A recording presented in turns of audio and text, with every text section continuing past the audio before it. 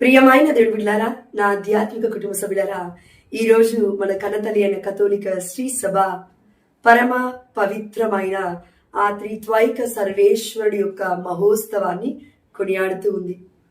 గత ఆదివారము మనమందరం కూడా పెంతకోస్తు పండుగని, పవిత్రాత్మ రాకడని కొనియాడి ఉన్నాము. ఈ రోజున పితా పుత్ర పరిశుద్ధాత్మ దేవుడు పేరుకి ముగ్గురైనప్పటికీ స్వభావములో ఒక్కరే, దైవత్వములో ఒక్కరే, దేవుడు ఒక్కడే అని మన కన్నతల్లి అయిన కథోలిక శ్రీ సభ పరమ రహస్యాన్ని ప్రకటిస్తూ ఉంది. మనమందరము ఆలోచిస్తే అసలు పితాపుత్ర పరిశుద్ధాత్మ దేవుడు ఒక్కడే అని కన్నతల్లి అయిన కథోలిక శ్రీ సభ చెప్తుంది. మరి మనం ఎందుకు విశ్వసించాలి అనే ప్రశ్న మనం వేసుకుంటే, మనము మనుష్యులము, దేవుళ్ళం కాదు. దేవుడు అంత ఈజీగా అర్థమవుతే దేవుడు ఎలా అవుతాడు? మానవుడు అవుతాడు. కానీ అందుకే ఇప్పటికీ కూడా మన కన్నతల్లి అయిన కథోలిక శ్రీ సభ ఇది ఒక పరమ రహస్యముగానే ప్రకటిస్తూ ఉంది. దేన్ని? తండ్రి, కుమార, పరిశుద్ధాత్మ ముగ్గురు కానీ ఒక్కరే అని చెప్పడంలో కూడా పరమ రహస్యమే దాగి ఉంది. ఇంకనూ కూడా అంటే ఏ వ్యక్తి కూడా ఆ దేవాతి దేవుణ్ణి విడమరచి వివరించలేడు. ప్రియమైన బిడ్డ, అప్పుడే కదా ఆ దేవాతి దేవుడి యొక్క గొప్పతనం మనకు అర్థమయ్యేది. దేవుడి యొక్క రహస్యాలు మనకంత ఈజీగా అర్థం అవ్వవండి, కానీ దేవుడి కృప చొప్పున అర్థమవుతాయి. దేవుడు ఎవరినైనా ఎన్నుకుంటే ఆ బిడ్డల ద్వారా దేవుడు తప్పక మాట్లాడతాడు. అయితే పరమ పవిత్రమైన త్రిత్వైక సర్వేశ్వరుడు యొక్క మహోత్సవము రోజున మనము గొప్ప వాక్య ధ్యానాంశములోకి ఈరోజు వెళ్ళబోతూ ఉన్నాము. సొలొమోను జ్ఞాన గ్రంథము 9వ అధ్యాయము 10-11 వచనాలు మనం ధ్యానిస్తే, పరమ పవిత్రమైన మోక్ష పదము నుండి, మహిమాన్వితమైన నీ సింహాసనము నుండి జ్ఞానమును నా యొద్దకు పంపుము, అది నాతో కలిసి పనిచేయును కాక, దాని సహాయమున నీకు ప్రియమగునది ఏదో నేను తెలుసుకుందును గాక అని పరిశుద్ధమైన గ్రంథములో దేవాతి దేవుడు చెప్తున్న మాట ఏంటంటే, ఇదిగో సొలొమోను అతి గొప్ప జ్ఞానవంతుడు అని. సొలొమోను జ్ఞానవంతుడు. ఈ జ్ఞానవంతుడు ఏమని ప్రార్థిస్తున్నాడంటే, పరమ పవిత్రమైన మోక్ష పదము నుండి. మోక్షంలో ఎవరుంటారు? దేవాది దేవుడి యొక్క దేవుడు, తన మహిమ ఉంటుంది. మహిమాన్వితమైన నీ సింహాసనము నుండి జ్ఞానమును నా యొద్దకు పంపము. జ్ఞానం ఎక్కడుందంట? మహిమాన్వితమైన దేవుడి సింహాసనము దగ్గర ఉందంట. ఆ జ్ఞానమును నా యొద్దకు పంపుము అని అడుగుతున్నాడు సొలొమోను. ఆస్తిపాస్తుల్ని, అంతస్తుల్ని, కారుని, బంగ్లాలని, లేదంటే ఈ లోకంలో ఉన్న ప్రతి దాన్ని అడగట్లేడండి సొలొమోను. పరలోకములో పరమ పవిత్రమైన మోక్ష పదములో ఉన్న జ్ఞానమును నా యొద్దకు పంపుము, అది నాతో కలిసి పనిచేయునుగాక, దాని సహాయమున అంటే జ్ఞానము సహాయమున నీకు ప్రియమగునది ఏదో అంటే తండ్రి దేవుడికి ప్రియమగునది ఏదో నేను తెలుసుకొందునుగాక అని ప్రార్థిస్తున్నాడు గొప్ప జ్ఞాని. మరి మనం ఏం ప్రార్థిస్తున్నాము ఈ రోజున? కాబట్టి ప్రియమైన దేవుడి బిడ్డలారా, పండుగ త్రిత్వైక సర్వేశ్వరుడి యొక్క పండుగ జూన్ 15వ తారీఖున. కానీ ఈ రోజున పునీత అంతోని వారి పండుగ అంటే 13వ తారీఖున జూన్ నెల. మనము పునీత అంతోని వారి ప్రార్థనలో చూసినాం. అదేంటంటే, మహాజ్ఞాని వగు పునీత అంతోని వార, మా ప్రార్థనలు, విన్నపాలను తండ్రి దేవుడికి తెలియజేయండి, మీరు ఇంటర్సీడ్ చేయండి, మీరు మధ్యవర్తిత్వంగా ఉండి ప్రార్థన చేయండి. పరిశుద్ధమైన బాలయేసును ఎత్తుకున్న పునీత అంతోని వారా, మా కొరకు విన్నవించండి అయ్యా అని అడుగుతూ ఉన్నాము. పునీత అంతోని వారు కూడా మహాజ్ఞాని అని ప్రపంచమే ప్రకటిస్తూ ఉంది. ప్రియమైన దేవుడి బిడ్డలారా, అయితే జ్ఞాని ఏమని ప్రార్థించాలంటే, తండ్రి ఎవరు, కుమారుడు ఎవరు, పరిశుద్ధాత్మ దేవుడు ఎవరు అనే కన్ఫ్యూజన్లో మగ్గిపోమని కాదు జ్ఞాని ప్రయాస. ఆ దేవాతి దేవుణ్ణి అతి అమూల్యమైనది అడగమని దేవుడి యొక్క చిత్తము, అవి ఇష్టము. అదేంటంటే జ్ఞానాన్ని అడగండి అంటున్నాడు దేవుడు. సొలొమోను కూడా జ్ఞానాన్ని అడుగుతున్నాడు. పవిత్రమైన పునీత అంతోని వారు కూడా జ్ఞానాన్నే అడిగాడు. మనమును కూడా జ్ఞానాన్ని అడగాలి అని ఆ దేవాతి దేవుడు కోరుకుంటున్నాడు. కానీ ఇదిగో మీరు సతమతం అవుతూ కన్ఫ్యూజన్ లైఫ్లో ఉండకండి అని చెప్తూ ఉన్నాడు. జ్ఞానము మనము పొందుకుంటే ఆ దేవాది దేవుణ్ణి మనం పొందుకున్నట్లే. ఏసయ్యకున్న ఇంకో పేరేంటి? జ్ఞాని. జ్ఞానం ఎక్కడి నుంచి వస్తుందంటే యేసు వారి యొక్క పాద సన్నిధి నుంచి వస్తుంది. ఎందుకంటే ఇక్కడ వాక్యం సెలవిస్తుంది, పరమ పవిత్రమైన పునీత అంతోని వారిని మనము పవిత్రమైన పునీతుడు, పరిశుద్ధుడు అంటాం. లేదంటే ఎంతో మంది పునీతుల్ని పరిశుద్ధులు, పవిత్రులు అని అంటూ ఉంటుంది మన కన్న తల్లి కథోలిక శ్రీ సభ. కానీ ఇక్కడ దేవుడికున్న పిలుపు ఏంటంటే, దేవుడికున్న పేరేంటంటే పరమ పవిత్రమైన అని అర్థం. పరమ అంటే అన్నిటికీ మించి, పవిత్రతకి మించి, బియాండ్ అవర్ థాట్స్, మానవుని అవగాహనకి మించి ఉన్న పరిశుద్ధత, పవిత్రత అర్థము కావాలి అంటే కష్టమే. పవిత్రత గురించే మనకు అర్థం కావట్లేదు, పరమ పవిత్రమైన దేవుడి గురించే మనకు అర్థం కావట్లేదు, జ్ఞానం గురించే మనకు అర్థం కావట్లేదు. పరిశుద్ధమైన గ్రంథము ఆదికాండం నుంచి దర్శన గ్రంథం వరకు అసలు ఏముందో కూడా ఇప్పటివరకు మనం చదవలేదు, తెలుసుకోలేదు. మనకి బుద్ధే లేదు, మనకి జ్ఞానమే లేదు. అలాంటిది మనమేం అడుగుతున్నామంటే తండ్రి వేరు, కుమారుడు వేరు, పరిశుద్ధాత్మ దేవుడు వేరు అయితే నిరూపించు అని. ఇది అజ్ఞానమా విజ్ఞానమా? ప్రియమైన బిడ్డ, ఇది అజ్ఞానం. కాబట్టి దేవుడు అంటున్నాడు, అనవసరమైన పక్కకు పెట్టి అవసరమైనది అడుగు అని. అనవసరమైన విషయాలను పట్టుకొని డిబేట్ చేయకుండా, కొట్లాటకు వెళ్లకుండా, ఇదిగో డిస్కషన్స్, అనవసరమైన ఆలోచనలు మీరు అటు ఇటుగా కొట్టుమిట్టాడకుండా నిజమైన సత్యమైన బోధనలు తెలుసుకోవడానికి ప్రయాసపడండి, వాక్యము చదవండి అని దేవాతి దేవుడు చెప్తున్నాడు. ఎందుకంటే ఇక్కడ చూడండి, సొలొమోను జ్ఞాన గ్రంథం 9వ అధ్యాయం 10వ వచనం మనం చదివాం, అవునా? నీకు ప్రియమగునది ఏదో నేను తెలుసుకుందును గాక. దేని సహాయమున సొలొమోను గారు తెలుసుకుంటున్నారంట? జ్ఞానము సహాయమునా. దేవుడి జ్ఞానం మనకు కావాలి.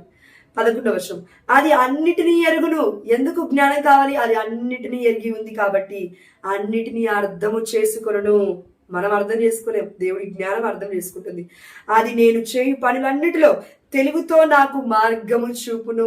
మార్గం ఎవరు? ఇక్కడ తెలుగుతో మార్గాన్ని చూపించాలంటే మార్గం ఎవరు? యేసయ్య అయి ఉన్నాడు. నేనే మార్గము. యేసుప్రభువు వారి దేవుడు చెప్తూ ఉన్నాడు, దాని మహిమ నన్ను కాపాడును. ఆమేన్, హల్లెలూయా. మహిమ అంటే ఏంటండి? ఆ దేవాతి దేవుడి యొక్క, తండ్రి దేవుడి యొక్క సింహాసనం ఆసీనుడైన యేసు ప్రభువు వారు మహిమై ఉన్నాడు. ఎక్కడుంది ఆ వాక్యము అనంటే, ఇదిగో చూడండి, యోహాను సువార్తలో 1వ అధ్యాయములో 14వ వచనంలో మనం చూసినామండి. వాక్యం ఏంటంటే, ఇదిగో మొట్టమొదటి వచనం ఏం చూసాము? ఆదిలో వాక్కు ఉండెను, ఆ వాక్కు దేవునితో ఉండెను, ఆ వాక్కు దేవుడై ఉండెను. యోహాను సువార్త 1వ అధ్యాయం 14వ వచనం. ఆ వాక్కు మానవుడై మన మధ్య నివసించెను, మేము కృపా సత్యములతో నిండిన ఆయన మహిమను చూచితిమి. అది తండ్రి యొద్ద నుండి వచ్చిన ఏకైక కుమారుని మహిమ. ఏ మహిమ అంట? తండ్రి దేవుడి దగ్గర నుంచి వచ్చిన ఏకైక కుమారుని మహిమ. ఈ మహిమ గురించే దేవుడు మాట్లాడుతున్నాడు సొలొమోను జ్ఞాన గ్రంథంలో. ఇదిగో దాని మహిమ నన్ను కాపాడును అని సొలొమోను జ్ఞాని రాజు ద్వారా మనతో మాట్లాడుతున్నాడు. ఈ రాజు రాజే, కానీ యేసుప్రభువు రాజులకు రాజు. ఈ రాజు ప్రభువే. ఇదిగో ఈ యొక్క ప్రభులకి ప్రభు మన యేసుప్రభువు వారు. అంటే అక్కడ ఉన్న ప్రజలకి ప్రభు అండి, మనకి కాదు. అంటే ఏంటి అని అర్థం అంటే దేవుడై ఉన్నాడు.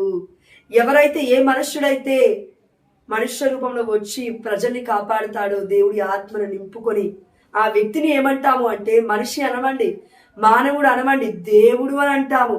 అందుకే ప్రభు అని సంబోధిస్తూ ఉన్నాము, అంతేగాని దేవుడని కాదు అర్థం. కాబట్టి ప్రియమైన దేవుడి బిడ్డలారా, ఈ మహిమ ఎంత గొప్పదంటే ఆ దేవాది దేవుడి యొక్క, తండ్రి దేవుడి యొక్క కుడి పార్శ్వమున యేసుప్రభువు వారు ఆసీనుడై ఉన్నాడు.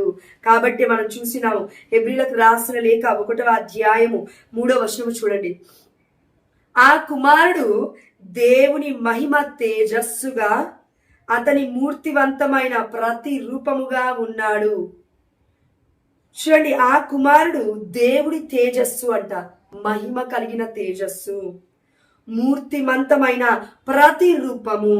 ప్రతిరూపం అంటే ఆ దేవాది దేవుడికి రూపము లేదు, ఇదిగో ఆత్మై ఉన్నాడు అని మత్తయి సువార్త 16వ అధ్యాయం 16వ వచనంలో మనం చూసినాము.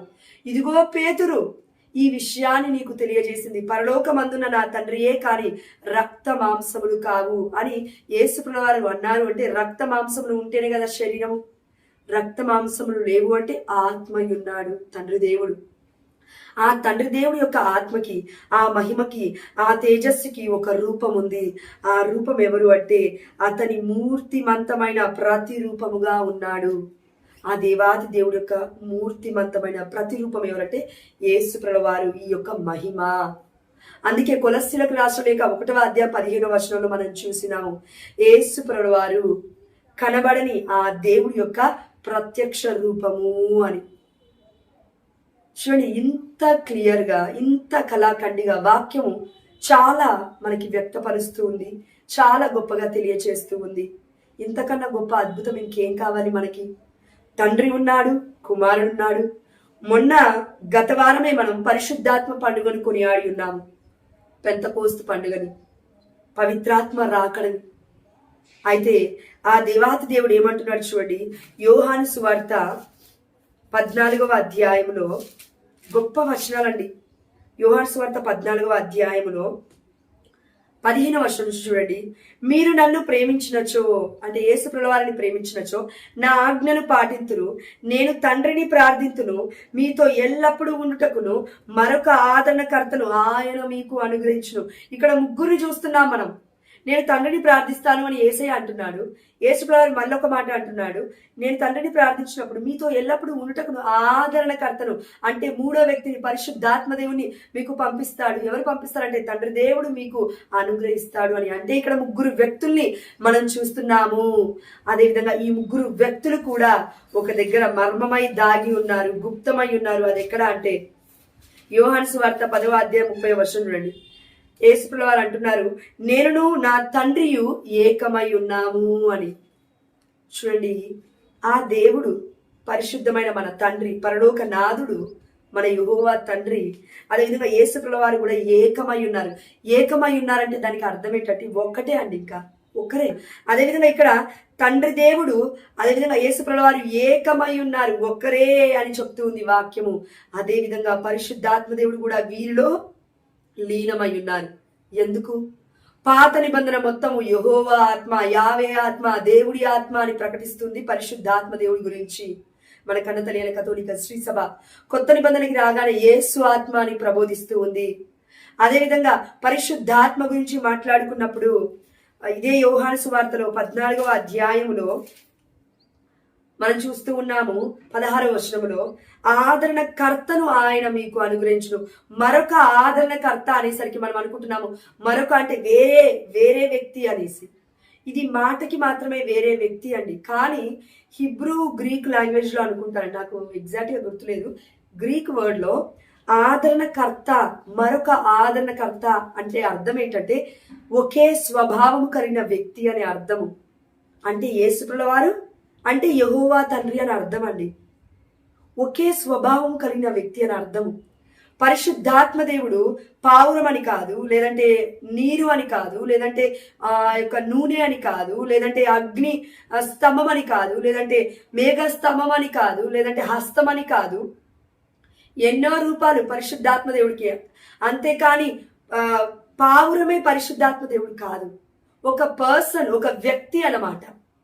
కానీ తత్వము ఒకటే, స్వభావము ఒక్కటే అనే విషయాన్ని మనం గుర్తుపెట్టుకోవాలి. తండ్రి, కుమార, పరిశుద్ధాత్మ దేవుడు అని అంటే. అందుకే ఆ దేవాతి దేవుడు మనం కన్ఫ్యూజన్ అవ్వకుండా ఉండడానికి ఇంకొక మర్మాన్ని తెలియజేస్తున్నాడు. అదేంటంటే చూడండి, యోహాను సువార్త 14వ అధ్యాయము 20వ వచనము, నేను నా తండ్రి యందును మీరు నా యందును నేను మీ అందును ఉన్నామని ఆ దినమున మీరు గ్రహింతురు. యేసు ప్రభువు ఏమంటున్నారంటే తండ్రి నా యందున్నాడు, నేను తండ్రి యందున్నాను, మీరు కూడా నా యందు ఉంటారు. అంటే మనమందరం కూడా ఐక్యమైపోతున్నాము.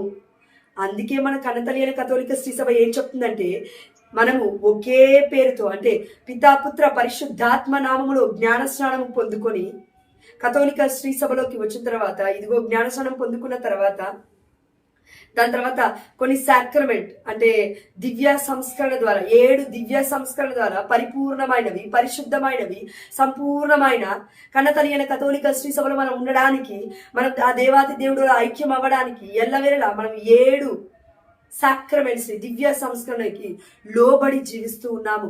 కాబట్టి తండ్రి కుమార పరిశుద్ధాత్మతో మనం ఐక్యమై జీవించగలుగుతాము అని బోధిస్తూ ఉంది మన కథోలిక శ్రీ సభ.